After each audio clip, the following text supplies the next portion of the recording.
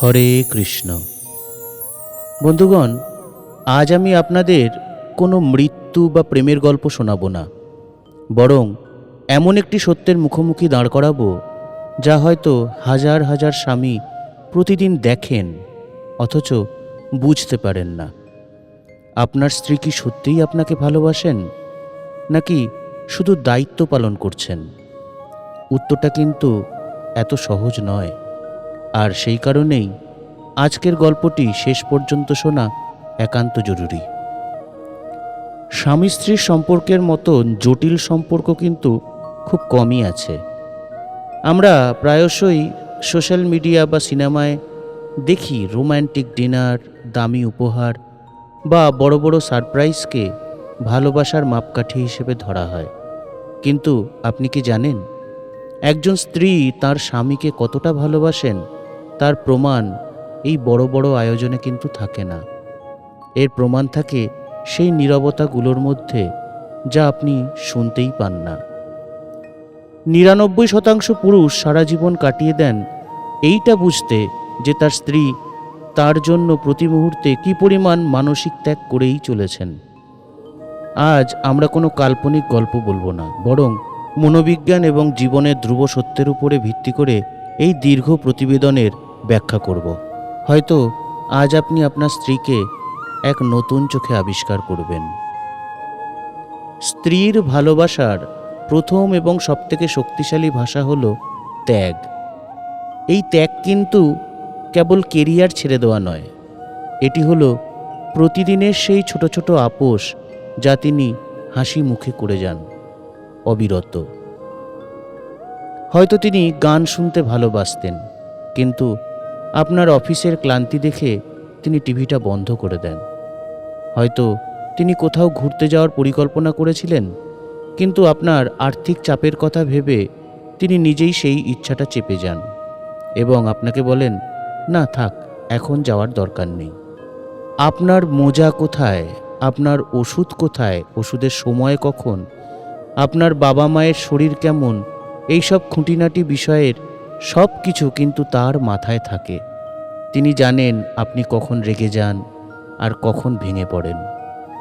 আপনি যখন শান্তিতে ঘুমান, তিনি তখন হয়তো পরের দিন আপনার টিফিনে কী দেওয়া হবে বা কিভাবে আপনার দুশ্চিন্তা কমানো যায় তা নিয়ে ভাবছেন। মানুষ একে কর্তব্য বলে ভুল করেন, কিন্তু বিশ্বাস করুন, এটি হলো বিশুদ্ধ ভালোবাসা। পুরুষরা প্রায়ই একটি অভিযোগ করে থাকেন, আমার স্ত্রী খুব বকবক করে। কিন্তু মনস্তত্ত্ব কি বলে জানেন? একজন নারী তার প্রতি সবথেকে বেশি অভিযোগ করেন যাকে তিনি সবথেকে বেশি নিরাপদ দেখতে চান। যখন আপনার স্ত্রী বলেন, এত রাত পর্যন্ত বাইরে থেকো না বা এত তেল চর্বিযুক্ত খাবার খেও না, তখন তিনি আসলে আপনার স্বাস্থ্যের পাহারাদার হিসেবে কাজ করছেন। তিনি আপনাকে হারাতে ভয় পান। যদি কোনো স্ত্রী তার স্বামীর ওপর কোনো দাবি না রাখেন, অভিযোগ করা বন্ধ করে দেন এবং সম্পূর্ণ উদাসীন হয়ে যান, তবে বুঝবেন সম্পর্কের আসল মৃত্যু সেখানে ঘটে গেছে। তার বকবক করা মানে তিনি এখনও বিশ্বাস করেন যে আপনি নিজেকে পরিবর্তন করতে পারেন। তিনি চান আপনি দীর্ঘজীবী হন, যাতে আপনাদের বার্ধক্যটা একসঙ্গে কাটে। এই যে আপনার জন্য তার এই অবিরত উদ্বেগ, এটাই কি ভালোবাসার চরম বহিঃপ্রকাশ নয়?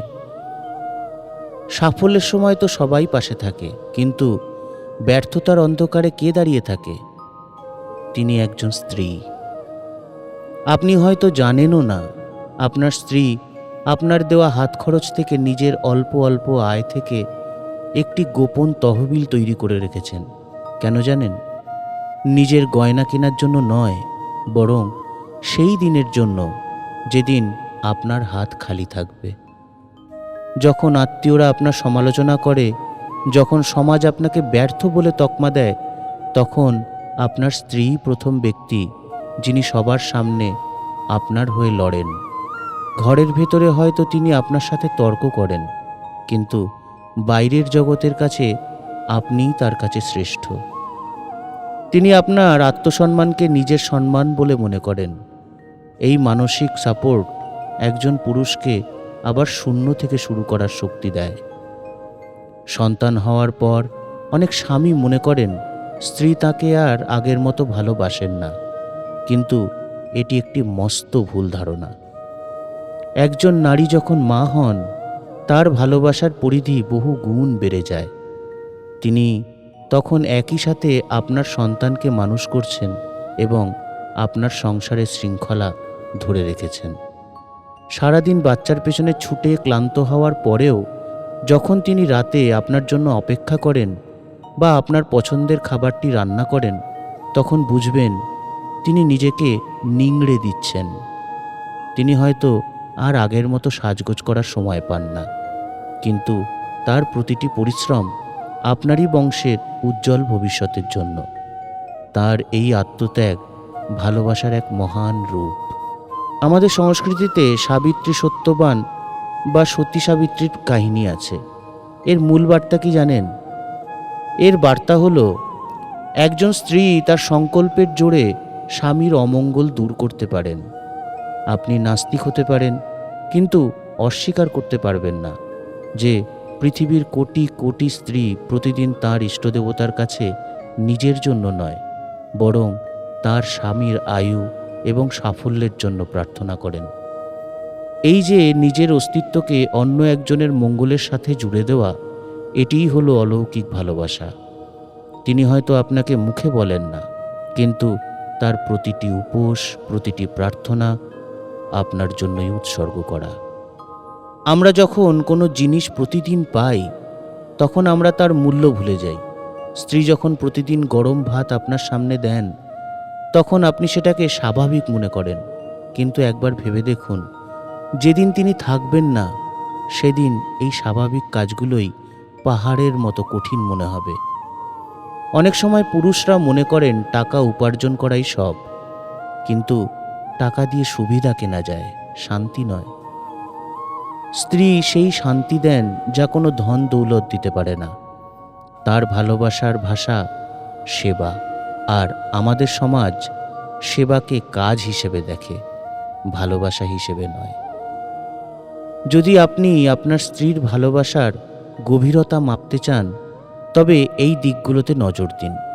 আপনি সামান্য হাঁচি দিলেও যিনি অস্থির হয়ে ওঠেন, তার থেকে বেশি আপনাকে কেউ ভালোবাসে না। আপনার স্ত্রী আপনার দোষগুলো জানেন, তবুও তিনি আপনাকে কিন্তু ছেড়ে যাননি। আপনার বাবা মাকে যিনি নিজের মা বাবা হিসেবে যত্ন করেন, তিনি আপনাকে তার জীবনের থেকেও বেশি ভালোবাসেন। আপনার ছোট ছোট শখ বা স্বপ্নগুলোকে তিনি মরে যেতে দেন না।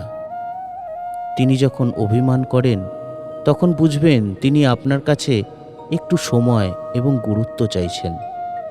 এই অভিমানই তার ভালোবাসার প্রমাণ। বিজ্ঞান বলছে, নারীদের শরীরে অক্সিটোসিন নামক হরমোনের প্রভাব অনেক বেশি থাকে। এটি তাদের মধ্যে মমতা এবং সুরক্ষা দেওয়ার মানসিকতা তৈরি করে। গবেষণায় দেখা গেছে, দীর্ঘস্থায়ী এবং সুখী বিবাহিত জীবনে পুরুষের আয়ু বৃদ্ধি পায়। কেন জানেন? কারণ স্ত্রীর যত্ন এবং ভালোবাসা পুরুষের মানসিক চাপ কমিয়ে হৃদরোগের ঝুঁকি কমিয়ে দেয়। অর্থাৎ আপনার স্ত্রী কেবল আপনার ঘর সামলাচ্ছে না, তিনি আপনার পরমায়ু বৃদ্ধি করছেন। বন্ধুগণ, এই আলোচনার শেষে একটি সত্য সামনে আসে। স্ত্রীরা আকাশ ছোঁয়া কিছু চান না, তারা কেবল চান একটু স্বীকৃতি এবং সামান্য সম্মান।